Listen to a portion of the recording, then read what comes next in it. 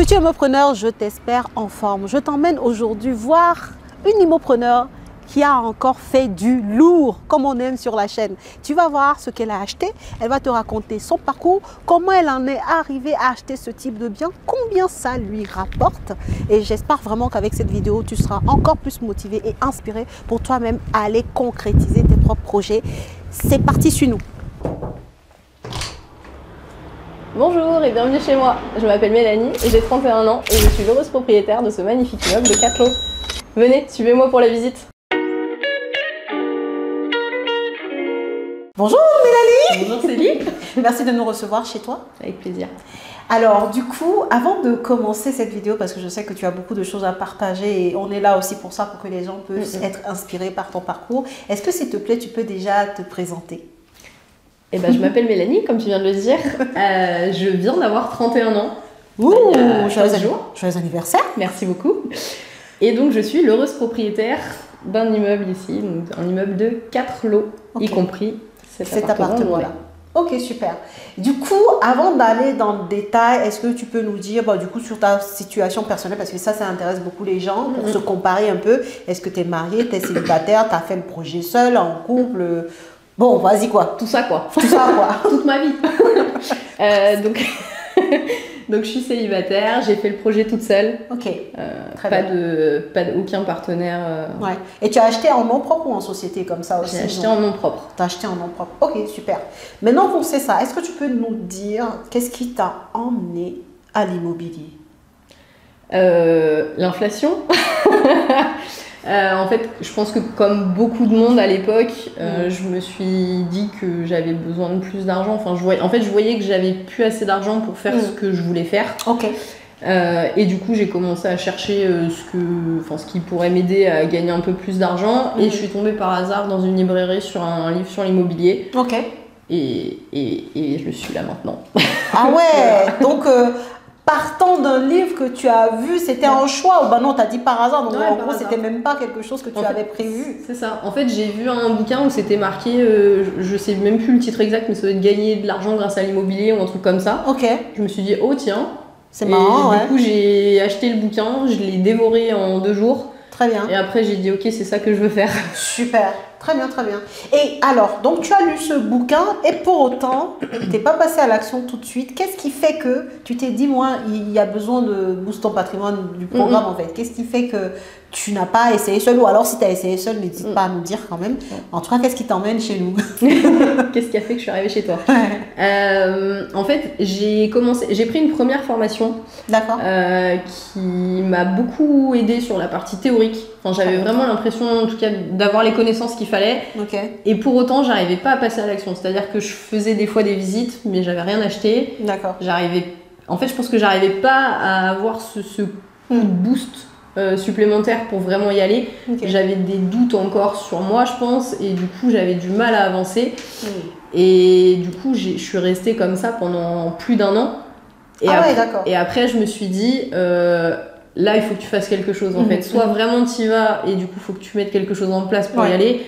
Soit tu laisses tomber l'idée. Et sauf que je suis pas hyper du genre à laisser tomber. Donc, du coup, je me suis dit... On adore ça. Ok. Et c'est comme ça donc du coup que tu es arrivée chez nous. Et c'est marrant parce que Mélanie, tu vas me dire, tu as fait un challenge. Ouais, ça a commencé. C'est ça. Ouais. Alors, pour être très exact, ça a commencé. Je t'ai trouvé toi du coup sur Instagram parce que tu avais fait un live avec un autre compte que je suis assidûment depuis un moment. Et en fait, c'est comme ça que j'ai commencé à te suivre sur Instagram. Et après, j'ai vu que tu faisais un challenge et là, je me suis dit, oh, trop bien. Il y avait 4 jours, je crois que c'était 4 jours. Oui, c'est ça. Où tu apprends plein de choses, genre tout est gratuit. Je me suis dit, j'ai rien à perdre à y aller. Donc, j'y suis allée. Et fin du challenge, j'étais la première à acheter la formation. Ok, super. Et du coup, ça me permet de rebondir. Qu'est-ce que tu as acheté? J'ai acheté un immeuble de 4 lots. Ok. Et c'est quoi comme type d'appartement? Donc j'ai 2 T1 et 2 T2. 2 T1, 2 T2, ok. Et au total, tu sais combien tu as comme superficie là sur les 4? Un tout petit peu moins de 100 mètres carrés. Un tout petit peu moins de 100 mètres carrés, très bien. Et du coup, tu as acheté ça à combien? Tu sais, nous, on rentre dans les chiffres. Ou les chiffres. Ici, ce sont les chiffres. Les chiffres, c'est notre quotidien. L'argent, bon, voilà, quoi, on n'a pas de problème avec ça. Donc, du coup, est-ce que tu peux nous dire combien tu as acheté? Est-ce que tu as pu négocier le prix? Voilà. Alors, on va démarrer par dire à combien il était affiché. Donc, voilà. Au début, il a été mis en vente aux alentours de 140 000 €, frais d'agence inclus. D'accord. Moi, quand je l'ai vu, il y avait déjà une première baisse qui avait été opérée par l'agent immobilier parce que ça partait pas. Okay. Donc moi, je l'ai vu, il était à 120 000, je crois, ou 115 000, quelque chose comme ça. Okay. Et donc, je l'ai acheté un tout petit peu moins de 99 000, 98 800 € frais d'agence inclus. Waouh. Bon, là, je ne sais pas si vous avez compris, parce qu'elle va le redire, là, non, je vais le redire. On est dans un immeuble de 4 lots, donc il y a 4 appartements, 2 T2 et 2 T1. Mélanie, elle l'a négocié pour acheter à 98 800 €, en fait, les 4 lots. Bon, voilà. Frais d'agence inclus. Frais d'agence inclus. Ce qui est génial. Ouais. Bon, de toute façon, on va voir à quel point c'est génial quand on va parler ensuite des loyers, de la renta, tout ça. Mais déjà, bravo pour la négociation parce que tu pars quand même de 115 000 où c'était affiché pour arriver à moins de 100 000 €. Ouais. Donc, au bas mot, tu as fait 16-17 000 € de négo facile, quoi. En plus du fait qu'à la base, c'était à 140 000 €. Donc, finalement, c'est un projet qui est plutôt assez rentable, quoi. Ouais. Donc, ok, tu as acheté à 98 800 €, frais d'agence inclus. Tu as combien de loyers sur les 4 lots, du coup? Alors là, actuellement, je suis à 1260 € de loyer parce que j'ai un des appartements qui n'est pas loué du coup. Bah ok, là où on est, voilà, actuellement. Où les travaux sont en cours, on va vous montrer à la fin de toute façon l'immeuble, les travaux et puis là où on est, vous verrez. Et donc du coup, celui-là n'est pas loué, il y en a 3 qui sont loués et les 3 te rapportent 1200 €. Ouais, c'est ça, dans ces eaux-là. Waouh. Waouh, ok. Non, mais en fait, je suis en train de faire les chiffres dans ma tête en même temps pour voir à quel point c'est intéressant en fait.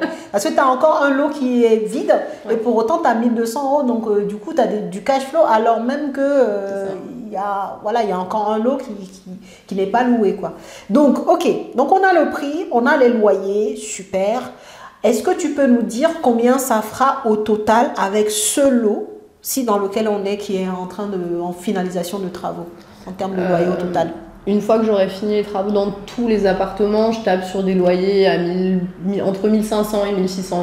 D'accord. Bon, on va prendre la fourchette basse, on va dire 1500 €. Donc, sur ce projet-là, est-ce que tu as eu une enveloppe travaux, puisque oui.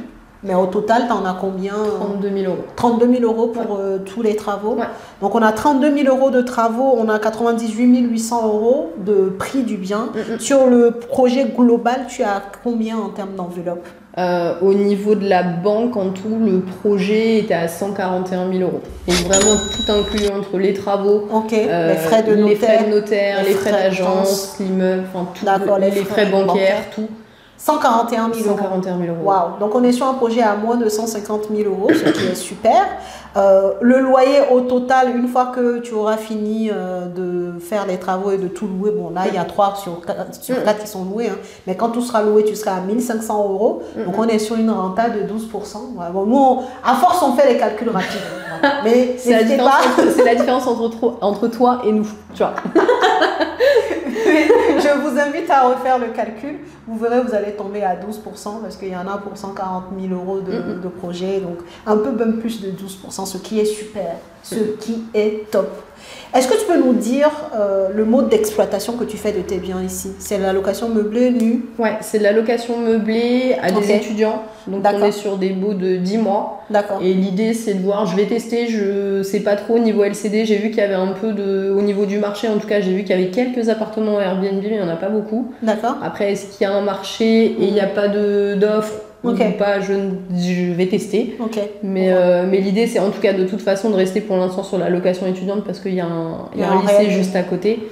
Donc voilà. Très bien.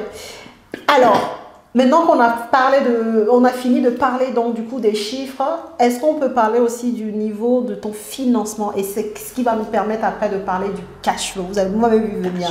Donc, sur la partie financement, est-ce que tu peux nous dire sur combien de temps en fait tu as eu la durée du financement? Est-ce que tu as eu du sans apport? Enfin, un peu les conditions d'emprunt, s'il te plaît. Donc j'ai obtenu un financement sur 20 ans. D'accord. Avec 2 ans de différé partiel.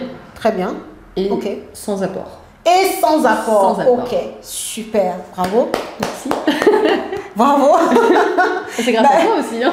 Merci, merci. En tout cas, on reviendra là-dessus, peut-être pas dans cette vidéo, une autre, pour ceux qui rentreront dans la team Memopreneur ou alors ceux qui participeront à un de nos challenges, parce que des fois, tu peux venir aussi partager ton parcours, de comment tu as fait pour avoir du sans-apport, parce que je sais que c'est un sujet qui intéresse beaucoup et on l'abordera aussi dans les challenges. Parce que ça, on sait que nous, investisseurs, c'est ce qu'on aime, quoi. Moi, tu me mets de l'argent de tes poches et mieux c'est pour nous, hein, tout simplement. Ça, c'est sûr. Donc, bravo pour cet exploit. Et donc, tu as combien de mensualités par mois sur l'immeuble? Là, actuellement, j'ai pas débloqué encore tous les fonds de travaux parce que du coup, j'ai débloqué au fur et à mesure des travaux que je fais. Là, ma mensualité, la dernière, elle était à 335 €.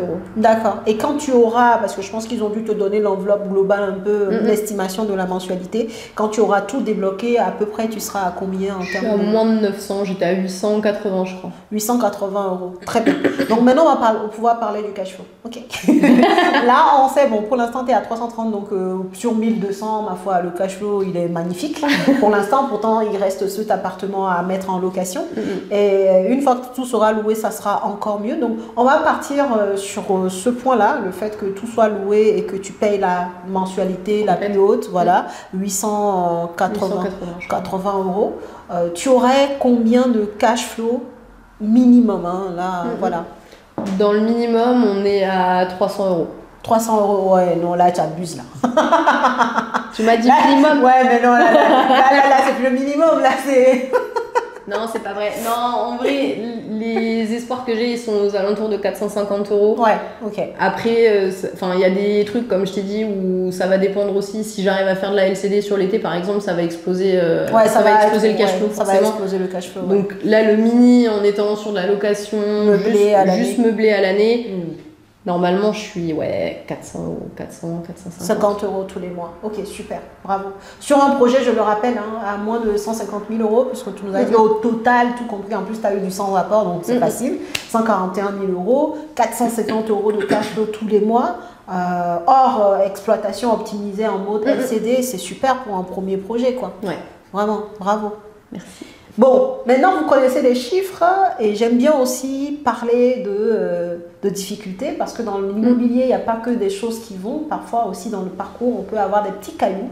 Est-ce que toi, tu as un petit caillou là, à nous raconter, une difficulté sur, je sais pas, le financement ou la recherche du bien ou tu vois? Est-ce qu'il y a une difficulté particulière qui t'a marqué? Ouais. En fait, j'ai presque envie de dire que c'était moi-même la difficulté. C'est vrai. Faut savoir que le bien, je l'ai trouvé, je l'ai visité, ça devait être fin mai. Ok. Et j'ai signé seulement début janvier.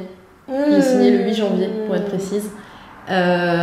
Et c'est pas parce que j'ai eu du mal à trouver du financement, parce qu'en fait, à partir du moment où j'ai commencé à faire le tour des banques, j'ai vu 4 banques, les 4 étaient prêtes à me suivre. Ok. Donc c'est vraiment moi avec moi-même. J'ai mis du temps à passer le pas, je me cherchais des excuses. Ok. J'avais envie, je voyais bien l'intérêt du projet et en même temps j'avais peur. Et c'est là où du coup le fait d'avoir le groupe derrière, ça m'a beaucoup aidé. Ça m'a beaucoup boosté, ça m'a rappelé pourquoi est-ce que je voulais faire ça aussi. Et c'était hyper important pour moi. Mais je pense que c'était vraiment la plus grosse difficulté, c'était juste de lutter contre moi-même, contre ma peur. Et de se dire, vas-y en fait, fonce. En plus, tu vois les autres faire, donc vas-y, tu peux. C'est ça.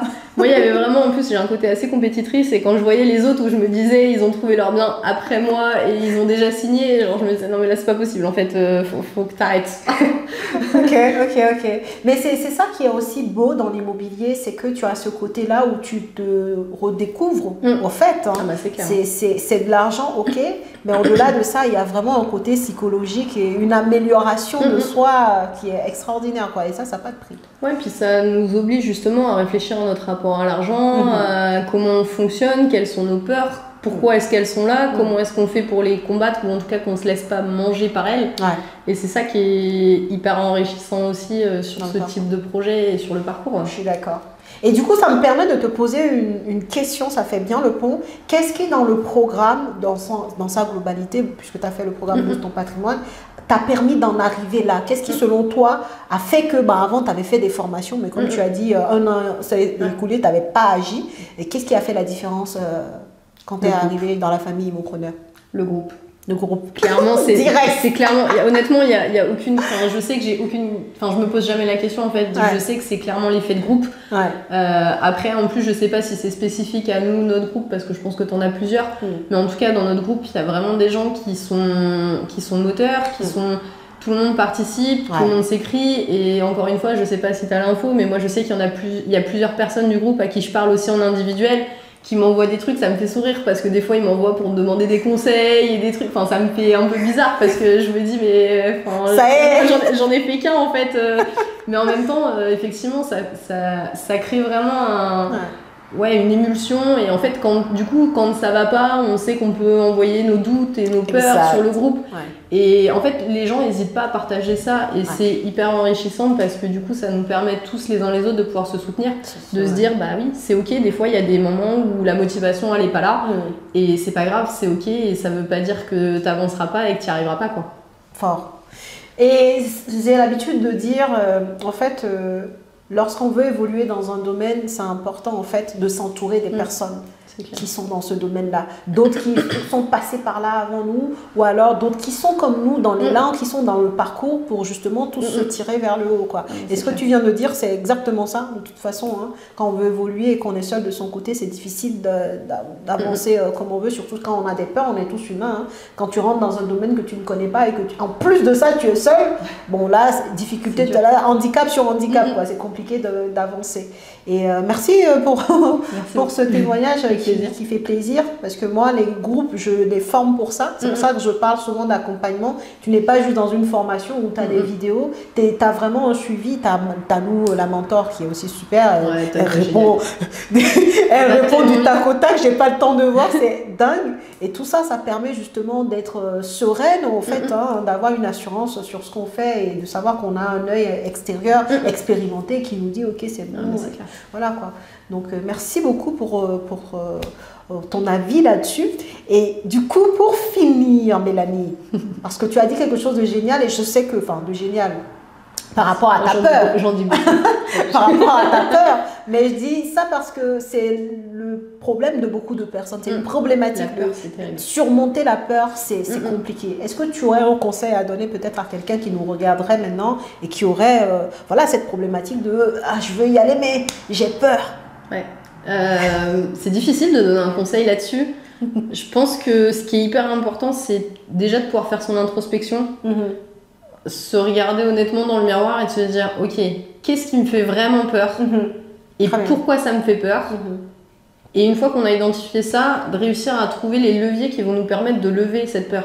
Très bien. Moi je sais que j'avais très très peur, et en fait un des leviers pour lever cette peur là, c'était justement d'être entourée de gens bienveillants qui allaient pouvoir me booster quand ça allait pas, qui allaient pouvoir me conseiller quand j'avais des questions.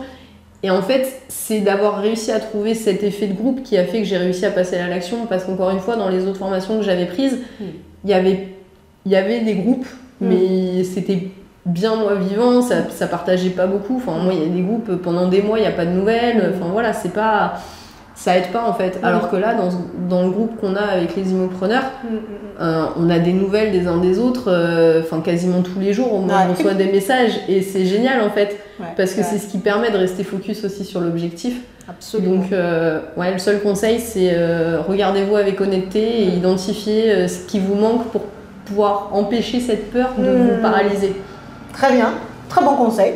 J'aurais pas me dit non, c'est vrai. Une fois que tu sais poser un mot sur ce qui te bloque, après tu sais trouver la solution. Toi, dans ton cas, ça a été, moi je sais que j'ai besoin d'être encouragée, j'ai besoin d'être entourée, j'ai besoin d'avoir des réponses à mes questions, alors j'intègre un accompagnement qui me l'offre, et effectivement le résultat est là. Il n'y a pas à chercher. Tu as acheté un immeuble de rapport, 12% de rentabilité, tu fais des travaux alors que c'était pas du tout ton truc, les travaux. C'est ça, clairement c'était ce qui me tétanisait le plus, les travaux c'était ce qui me faisait le plus peur. Voilà.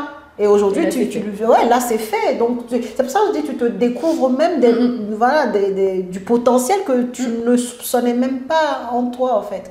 Et c'est pour ça que c'est beau. C'est un projet immobilier, c'est du cash, oui, mais il y a vraiment un développement personnel qui l'accompagne et c'est ce que moi je préfère. La transformation des gens dans le processus. En tout cas, je pense qu'on a tout dit. Merci beaucoup, Mélanie, de nous avoir ouvert les portes de chez toi. On te souhaite beaucoup de cash flow.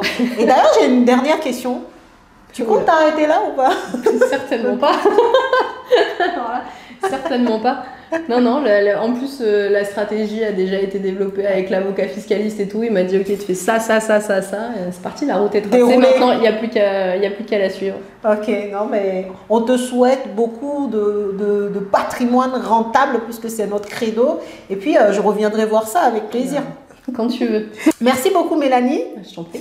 Et si tu nous as regardé jusque-là, je te propose de rester encore un peu puisque là, maintenant, on va te montrer, Mélanie va te faire visiter son immeuble, ce qu'elle a acheté. Bon, tu vas pouvoir voir l'extérieur, l'intérieur, voilà, et te rendre compte de ce qu'elle a fait. Et j'espère que bientôt, ça sera toi qui seras ici avec moi, ok? Mais pour ça, il faut que tu passes à l'action et que tu vas au-delà de tes peurs. Et du coup, donc c'est l'immeuble qui est devant toi. Donc il y a 4 appartements dedans. Donc tu as un appart au rez-de-chaussée, un T1. Ensuite, au premier étage, tu as un T1 et un T2. Et après, dans les combles, il y a un appart qui est considéré comme un T1, mais en fait, enfin comme un T2, pardon, mais en fait, il y a 2 chambres. D'accord. Et du coup, pas de salon parce que c'est une coloc. Donc en fait, c'est le couloir qui fait office de pièce commune. Pièce commune, d'accord. Ça marche très bien. Et écoute, moi, je veux bien voir ça. Allez. Je t'emmène. C'est parti. Tac. Yeah. Hop. Merci. Tac. Alors donc du coup, tu as la porte pour accéder au premier appartement qui est au rez-de-chaussée. D'accord. Donc vu qu'il est loué, j'ai pas prévenu le locataire qu'on était là. Donc, non, il y a encore plus. Là, tu as un petit truc, des toilettes, on s'en fiche un peu. Hop.